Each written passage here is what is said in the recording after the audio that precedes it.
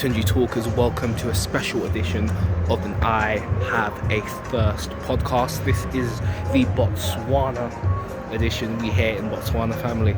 So if you haven't got yourself a drink, go and get one now. See you in a bit.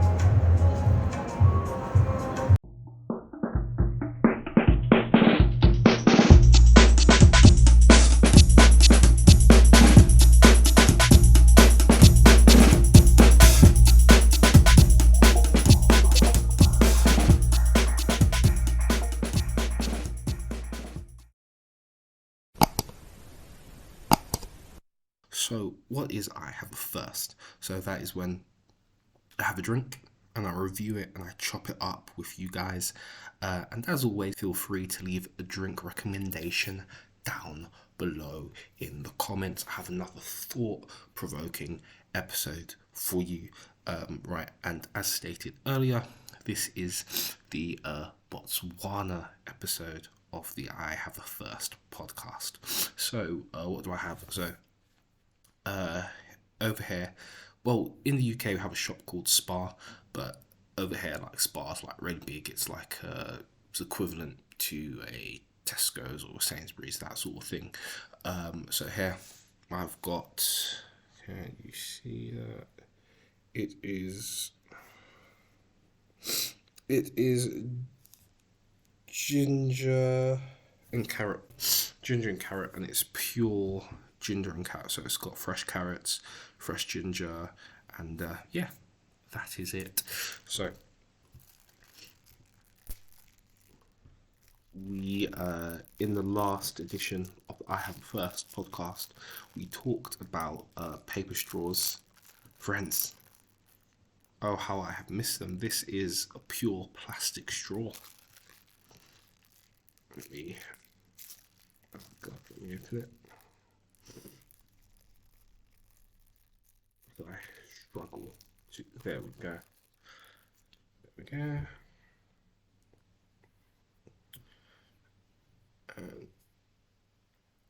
And there we go. Yeah, I don't have my microphone with me. I'm just using my just a laptop.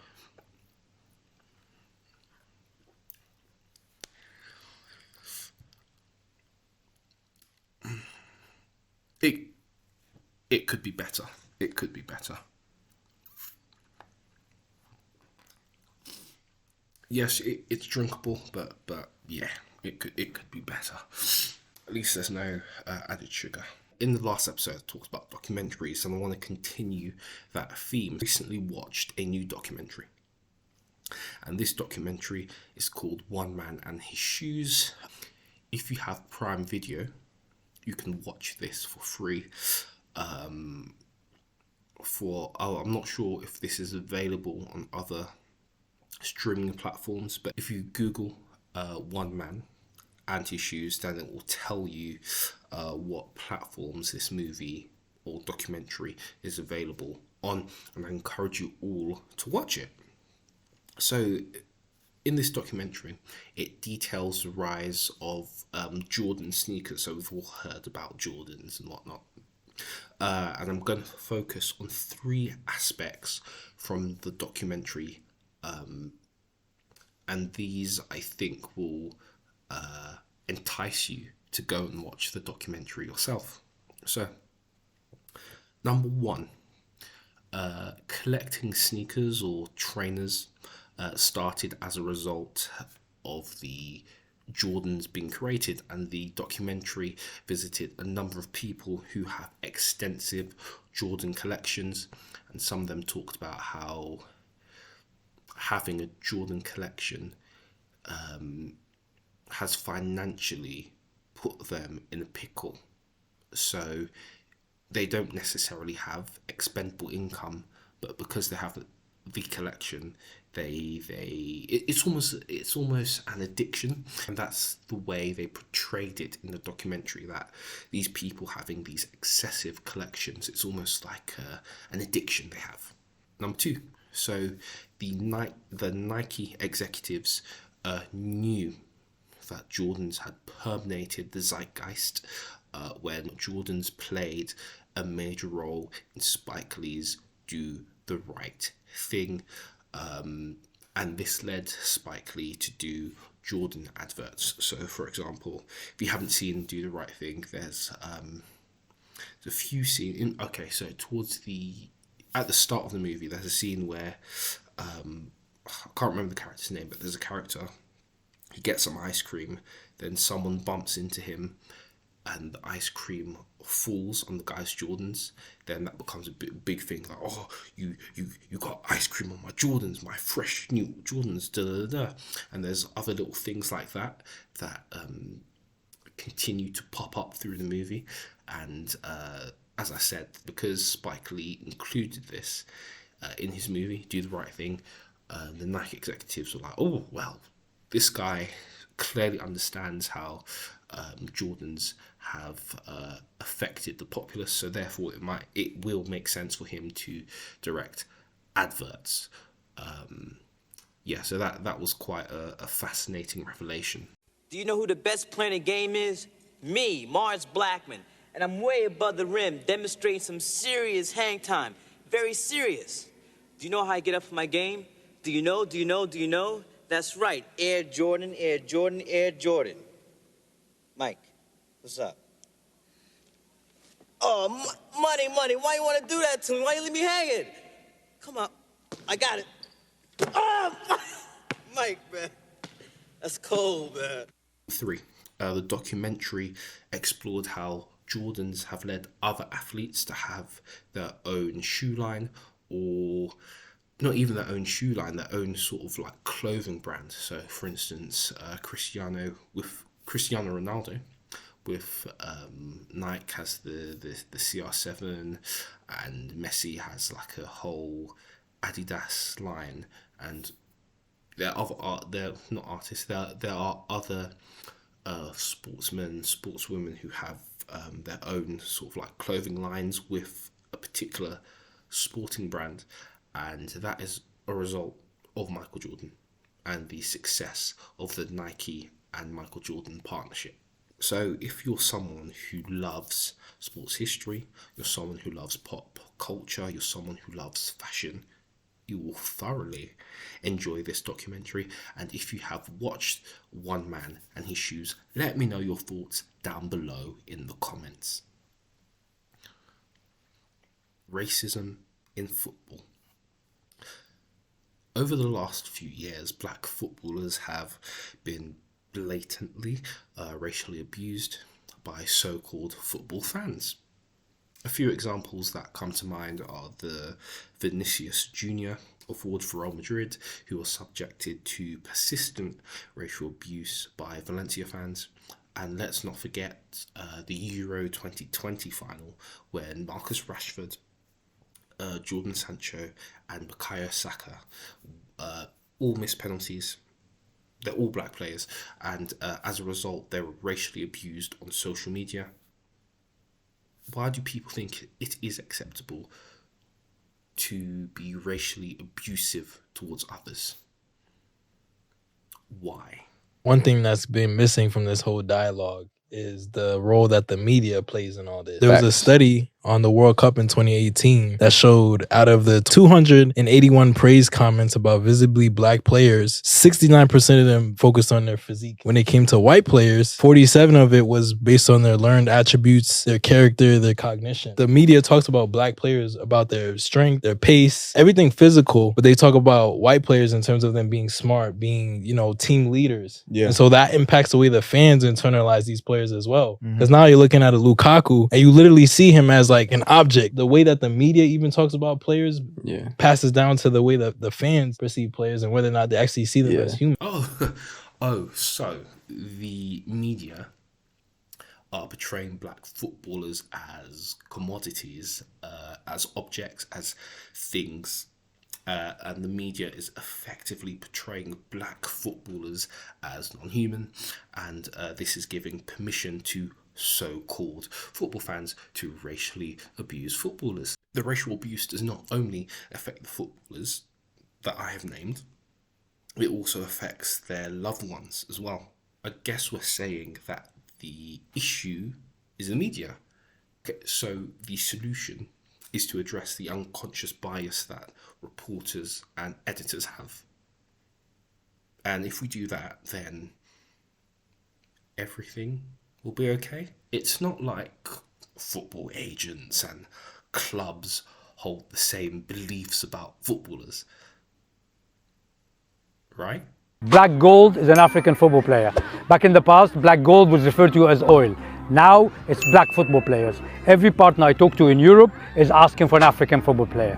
Let me explain to you why. At the moment, from this part of the world, there's a huge offer coming from the South African player Talang, who's playing for Orlando Pirates. Al Nassr Football Club here is about to make a big bid for him, and they are very interested in this attacker. Why are football clubs obsessed with Africans? Very simply, athletes. At the top level, football has become gladiator football. Gladiator football means you have to be big, strong and fast. And nowhere in the world produces better gems than Africa. All football clubs and agents are looking for that diamond to make the next Mane or the next Kanote. That's why the football world is obsessed with black gold. So again, as we can see, black football players are seen as objects that belong to the highest bidder. So if African countries decided to invest in thorough football infrastructure from the grassroots all the way up to the top level, there would be a greater retention of African footballers. Once all of this is in place, then we can have a discussion about having or potentially having a world-class league, a world-class football league in Africa. And I do believe that is possible. Again, going back to the original point, we need to get the infrastructure right. I'm going to take you back in time. Friends, it is the 29th of March, 2011. Why is this date significant? It is significant because on this date, at Wembley Stadium in London, England are facing Ghana in a friendly match. So during this match, some of you may remember this, during this match, Danny Welbeck comes on the pitch and he makes his debut on the England men's team against his home country, Ghana. And as Danny Welbeck comes on the pitch, he's greeted by boos from the Ghanaian fans.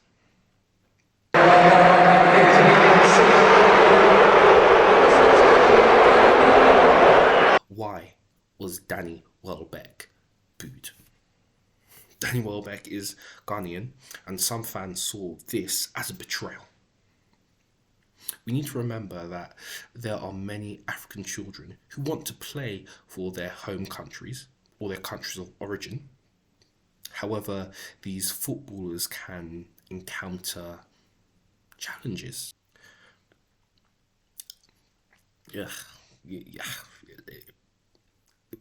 It's not the greatest. I bought like 3 of these in different flavours as well, so just have to.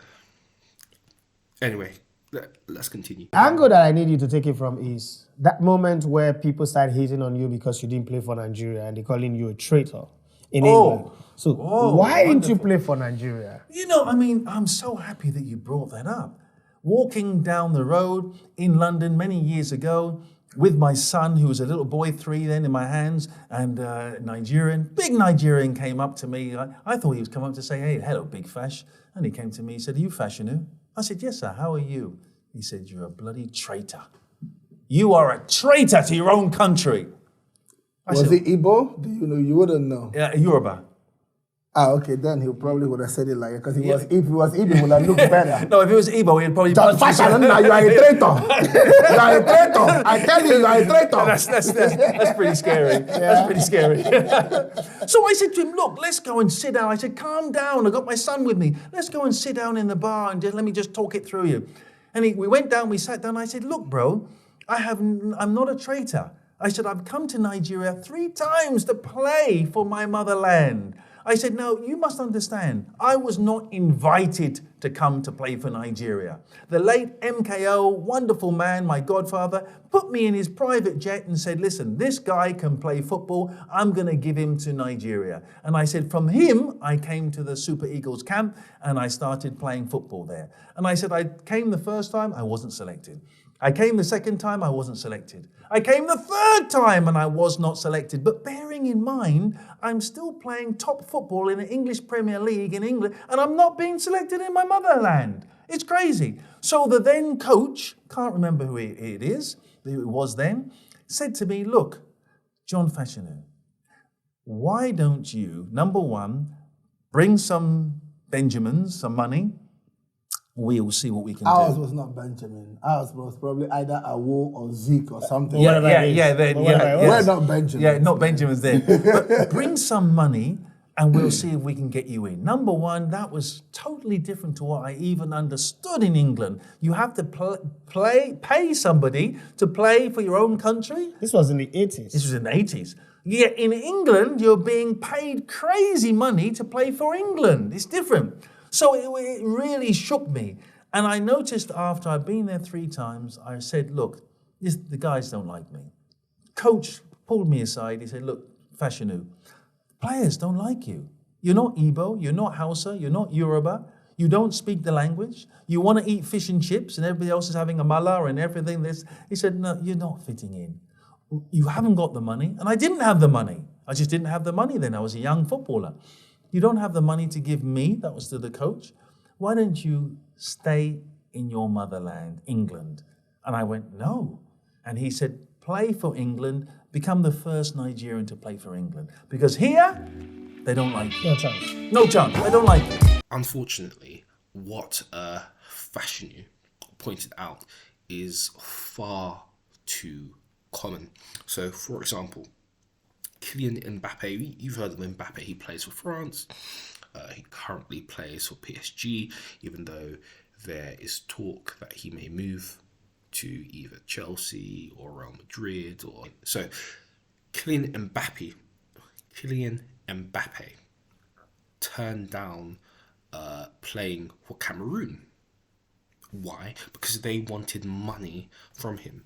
And going back to John Fashanu's point, why should African footballers who have grown up in the West, why should they have to pay to play for their countries of origin?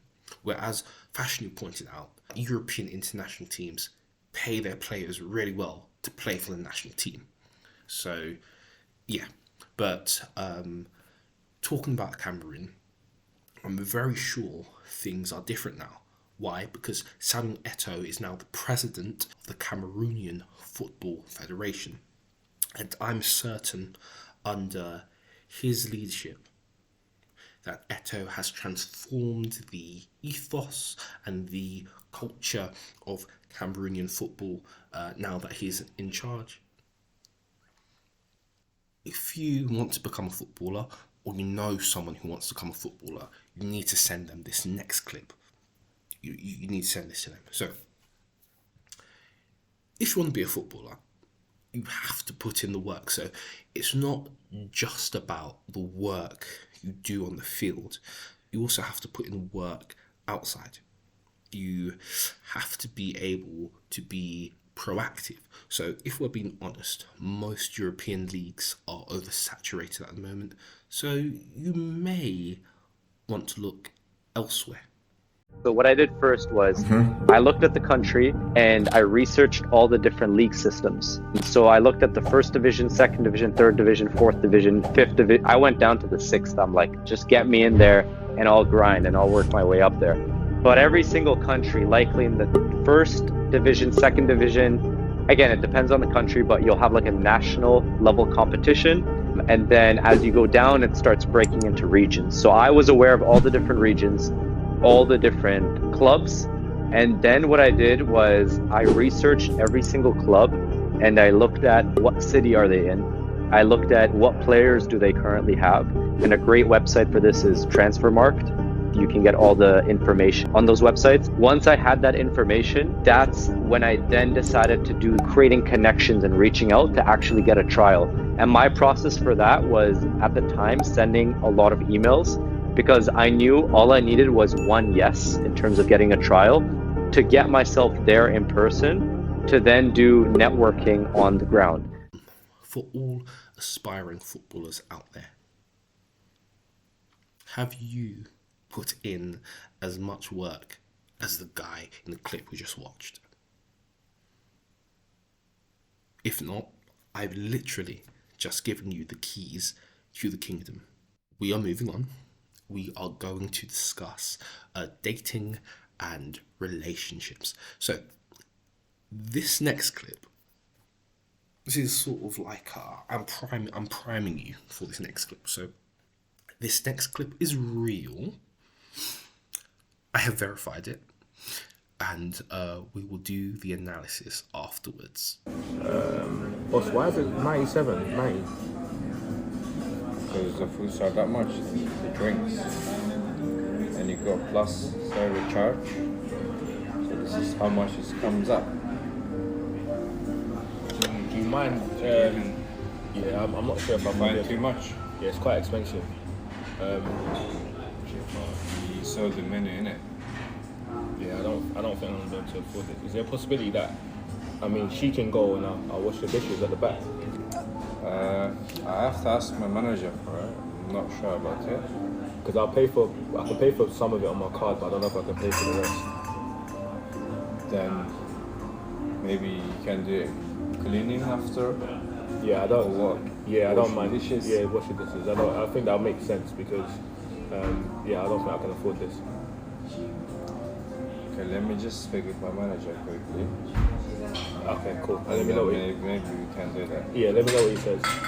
Alright then, cool. These are my takeaways from this clip. So, number one, I should. Okay, I won't laugh. So, it's funny, but it's not funny at the same time. Like, I feel that brother's pain, but also feel that sister's pain as well, because like, okay, right, okay, let me just get to my point. So, number one, do not go on dates you cannot afford. So, like, if push comes to shove, and you really want to go on a date with a person, McDonald's, Burger King, have a date within your means, so you won't be embarrassed.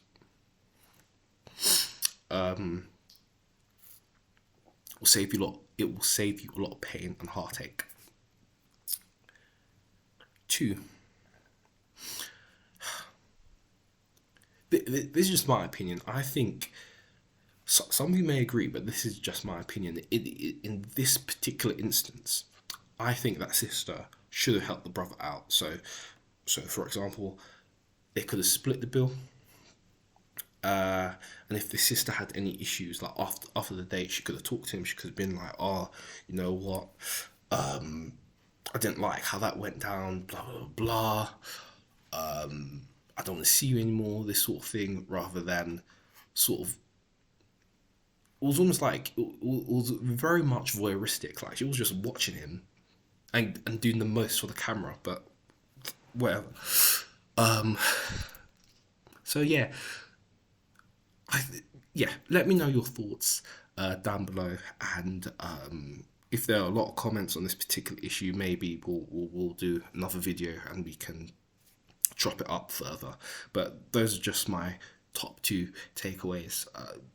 Number 1, especially, like, if you cannot afford, okay, in the UK we are very much aware of the cost of living crisis at the minute. So if you cannot afford to go on a date, don't do that to yourself. Things that come to my mind: does this brother live by himself? Does he live at home with parents? What's his sort of like living situation? If he lives by himself, because of this date, will he be able to pay his bills?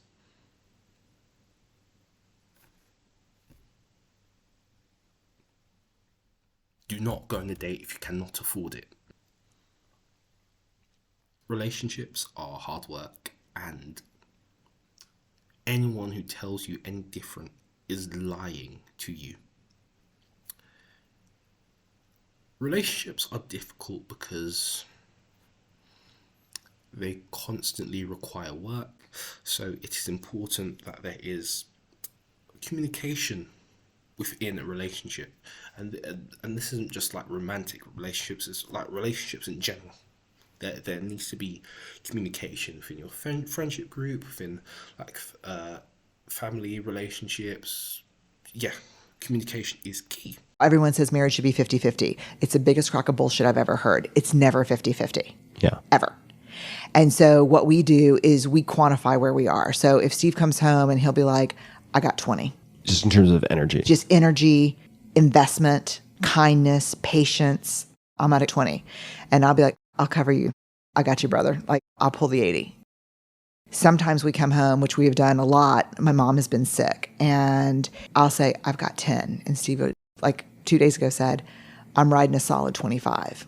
So we know that we have to sit down at the table anytime we have less than 100 combined and figure out a plan of kindness toward each other. Oh, I love that. Yeah, because the thing is, marriage is not something that's 50-50.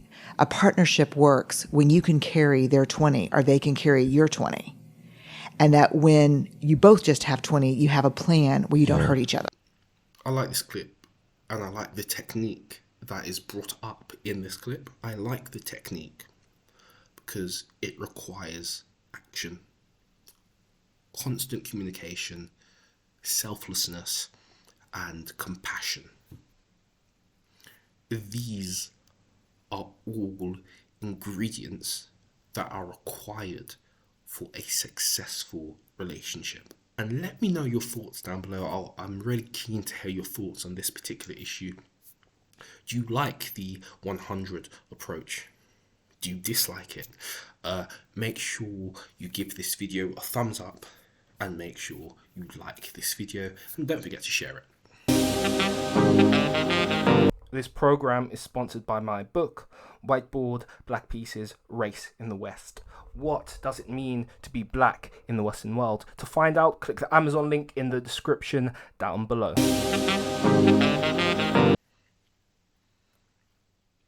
Girlfriend or boyfriend breaks up with you, guess what? Get the fuck over it. They no longer want you. Maybe you failed a test in school, you worked your ass off. Guess what? You failed the fucking test. Get over it, move past it. At work, you're working your ass off for that new promotion. You don't fucking get it, someone else does. Guess what? Get over it. You must own your mind. Don't let life own yours. In that last clip, we just saw David Goggins. Most people just call him Goggins. So Goggins is a former Navy SEAL. And if you're still not familiar with Goggins, if you go like on social media, especially TikTok, he famously says, who's going to carry the boats and logs? I am, that sort of thing. Then people like mock it, and yeah, you can go on a TikTok rabbit hole if you simply type in boats and logs David Goggins, and it's actually quite hilarious. Yeah. So the key takeaway from, well, for me, the key takeaway from the David Goggins clip is the following. So in life, yes, we as humans, we make mistakes, and we need to get over it. We cannot allow the mistakes to linger over us like a dark, ominous cloud. Instead, we need to learn from the mistakes. Then we can move on. So let me know your thoughts down below. Do you agree with this approach or do you disagree? To support the show, there are two ways you can go about that. PayPal and Cash App. Cash App, # Tunji Talks, that's # Tunji Talks, that's # Tunji Talks, or PayPal, paypal.me/Tunji Talks, that's paypal.me/Tunji Talks, that's paypal.me/Tunji Talks. In life, you often hear people say that, you know, they want to be the best, and that is all, that's fine. All power and respect to you. However, saying it is one thing, but you actually need to put it into action. One thing that will enable you to be the best is discipline. So if you're saying you want to be the best, but you have no discipline, then I'm sorry, you're not going to be the best. If you want to be the best, discipline is required. Let's hear from an expert. let's hear what this expert has to say on what it takes to be the best, what it takes to be number one. You know what it takes to be number one? Let me tell you what it takes to be number one. You have to read every story. You have to read every book. You have to follow what everybody else is doing. You have to study history books. You have to go do hours on top of hours. On Saturday, while everybody's kicking it, golfing, you're reading articles. On Sunday morning, while everybody is kicking it, relaxing, sleeping in, you're reading articles. The number one of any space does things that number two doesn't do, or three, or five even dreams about. As PBD, Patrick Bet-David, as he states, in order to be number one, in order to be the best of the best, you have to outwork everyone.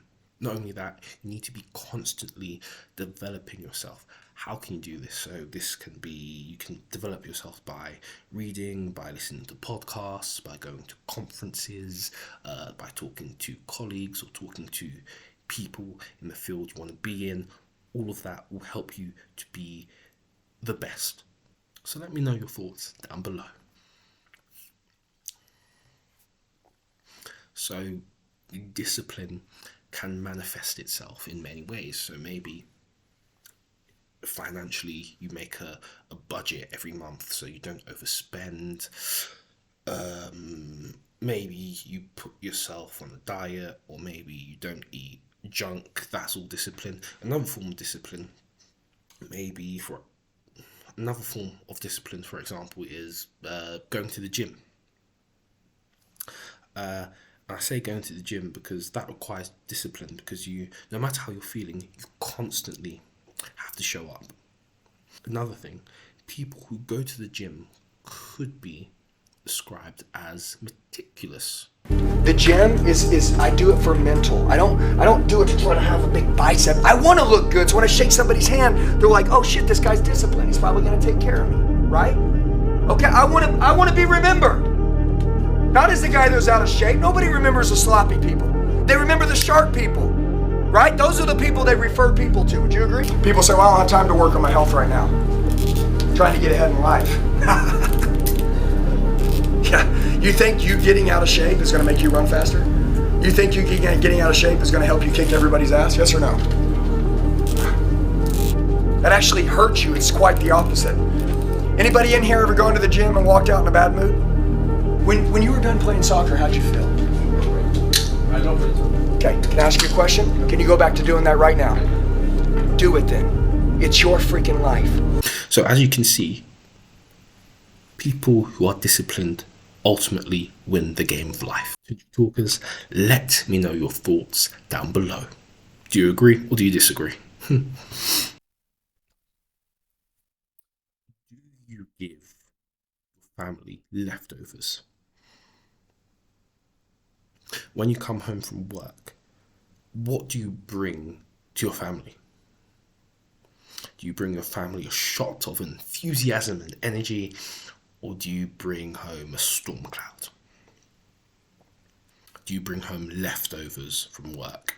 You got somebody waiting at home for them. Guess what? No more leftovers for them. No more leftovers. Don't be a shitbag. Go home and give them special freaking energy. You guys hear me?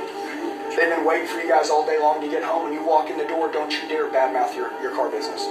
Don't come and say, oh, baby, it's a rough day. The manager didn't give me enough for a trade. Had a rollback. This guy didn't have a pay stub. This guy was supposed to bring... Hey, shut up, man. Yeah. Is that really? Yeah. That's the surprise they get? Yeah. That's who they marry? Yep. No wonder they don't support you. No wonder they don't want you to stay in the car business. Because all you do is talk shit on it. So who are you? Are you the shot of enthusiasm or the leftover? So if you fall in the category of the leftover, it's okay. It's fine. Why?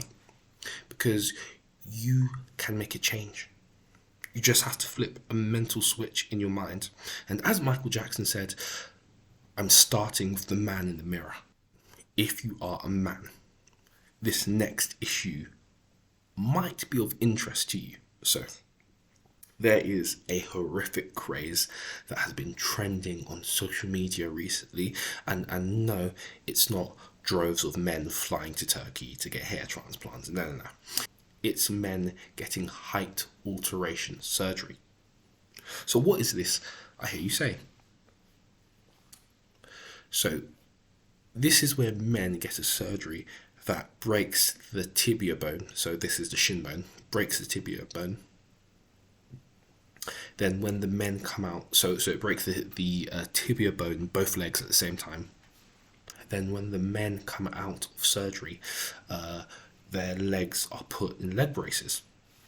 And each day the legs are lengthened by a few millimeters until the desired height is reached. So for example, if someone is 5'8", when they get the surgery, their desired height might be 6'3", so they'll continue this leg lengthening process of lengthening the legs every day until the person becomes 6'3". This leg lengthening thing. This guy in this video, he was about 5'5", and after the treatment he had was about 6'1". He could barely even walk though. By the end of it, you're like, what quality of life are you left with? And what level of agony and pain have you been in? Limb lengthening. We are breaking the bones in your leg. We are separating them, and we have an apparatus called an X-fix that holds that bone in a specific position. We keep the two ends of the bone slightly apart. And what the great thing is about bone is if you do that, it's able to heal in between that gap, which then ultimately ends up with a longer limb. Up until that happens, the area is much weaker. We can't walk, we can't mobilize. The ligaments attached to that area aren't as strong. So we have to go through a whole big rehabilitative process before we get any form of life back. And there are risks because it may not heal. We may fracture more easily in that area. So there are so many risks that can happen. When I look at that, I always go, my God, like maybe a couple of insoles would have just been better. Big platform shoes. There's big platform shoes. Bro. I haven't tried them, but like I saw the adverts and they look quite decent. Yeah, they do actually. They look all right. So, men, let's quickly talk about the risks. So, the risks of this surgery. Like, I don't feel in that clip that they talked about the risks enough. They're just like, oh, there's risks. But let's actually talk about the risks. So, a bone infection. That is mad. Like, that could lead to amputation, injury to blood vessels, poor bone healing. So as they said in that clip as well, like maybe your bone might heal, but let's say if you're playing football, for example, after you've done this process, maybe your bones are not as strong as they once were, so you may be more vulnerable to injuries. Oh, that's another thing. As these people get older, how will this surgery that they've had earlier in their life affect them when they're like 67, 75, 80? Nerve damage. No, so maybe these people, their legs just end up being numb. And as they said in the clip, maybe you might be better off with getting a couple of insoles. If you get in a relationship and the person's telling you, oh, I can't be with you unless you get this surgery, or I can't be with you because you're this size. Okay, their loss. You'll find the right person for you in the right time. Anyway, let me know your thoughts down below. And that is it for another episode of the I Have a Thirst podcast. It was exciting to film this in Botswana. This is the first episode of the I Have a Thirst podcast that has been done internationally. I hope to bring more international episodes of the I Have a Thirst podcast to you in the near future.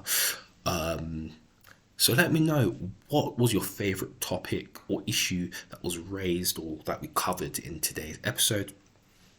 Let me know down below in the comments. And Tunji Talkers, do not forget to share this. Do not forget to subscribe. Make sure you hit that like button. Make sure you hit that share button as well. Oh, and don't forget to hit the bell. And remember, family, it is winning season forever and always. I'll see you soon.